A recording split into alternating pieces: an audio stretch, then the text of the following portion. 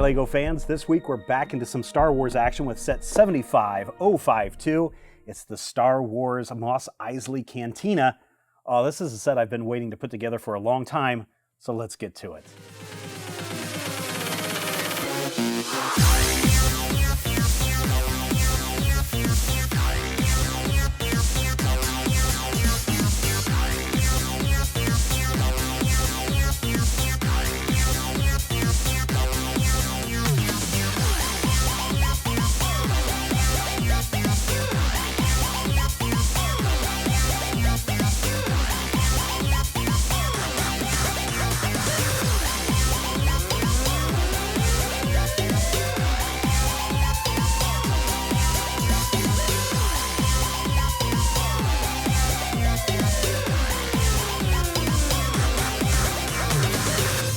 Set 75052, the Mos Eisley Cantina. It's a set I've been wanting to put together for a long time, and I'm so glad I was able to get my hands on this because I understand that it may be a little hard to find in some places of the world.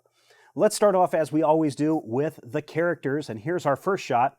Oh, sorry, that's a bad pun there. Let's actually go with let's go with Han Solo first, shall we? So here's Han Solo looking roguish as always.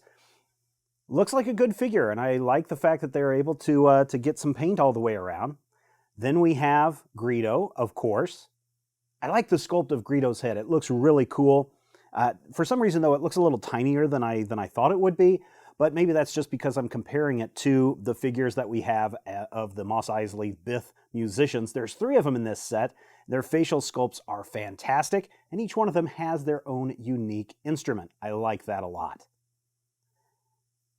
This set also includes a Stormtrooper, and you can have him with his backpack gear on or not. If you do have the backpack gear on, he does tend to fall over quite a bit. We also have Ben Kenobi. I'm really surprised that Star Wars didn't include a cape with this figure, but that's okay. Still a very cool figure to add to your Star Wars collection. And last but not least, he just wanted to go to Tosche Station to get some power converters. It is Luke Skywalker, and he comes with a lightsaber, as does Ben Kenobi. He also comes with a little spyglass so you can see what's going on at a distance.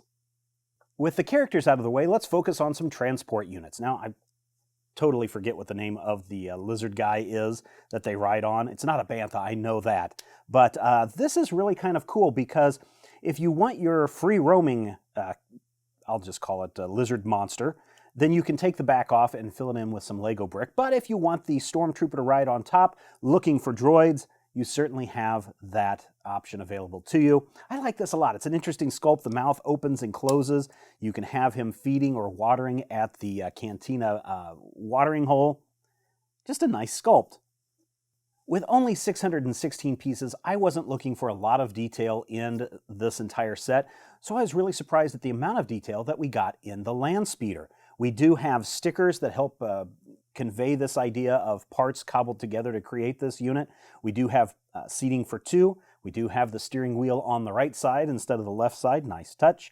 And then, of course, on the bottom, we have some clear discs to give the illusion that the Landspeeder is floating. Now let's take a look at the Mos Eisley Cantina itself. Let's start with the front door. It's got a nice little sliding door that opens and lets you into kind of a foyer area or an entranceway area where you can test and see if someone is human or not, or maybe that's an ATM machine. I haven't figured that quite out yet. Then you step down into the main bar itself, and we do have in a booth, we have Han Solo and Greedo sitting having a conversation, or on the other alcove, we have the Mos Eisley band performing their latest routine. There's also a little bar in this cantina. Nice, so you can have some interactions there. And uh-oh, you better be careful because there's a gun hidden behind the counter in case people get out of control. Let's talk about some of the action features of this piece that make it a little bit more playable. First, besides the sliding door, you can also lift up the top of the dome in case you want to get your fingers inside and put figures inside the entranceway. If you're wondering how do you get the figures in and out of the stage setting or the table setting, there is an interesting feature on the back where the watering hole is. You just push that forward and those pieces slide out so that you can insert the figures easily and then slide them back when you're done. Or maybe you just want to leave them out altogether. It's up to you. This is a nice diorama of the Mos Eisley Cantina that we know and love from Star Wars Episode 4, A New Hope.